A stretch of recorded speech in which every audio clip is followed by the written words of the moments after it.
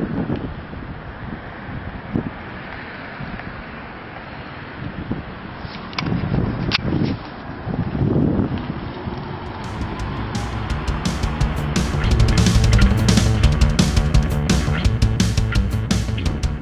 nombre es Juan Guillermo Sánchez, trabajo acá en el Hospital Regional Río Gallegos. Mi función es de limpieza. Bueno, yo entro a las 11 de la noche, nocturno, un trabajo sacrificado, como nunca la gente no conoce lo que es el trabajo de noche. Entro a las 11 y salgo a las 6 de la mañana. Hacemos 7 horas de trabajo en la cooperativa y por cooperativa generalmente siempre estábamos dependiendo del contrato. Estábamos en la cuerda floja de que si estábamos, o sea, no era un trabajo estable.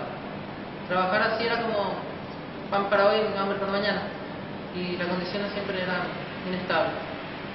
Y bueno, después que nos organizamos con ATE, con el convenio colectivo, el colectivo nos ayudó bastante a organizarnos y a llegar al punto que nosotros necesitamos la necesidad de trabajo.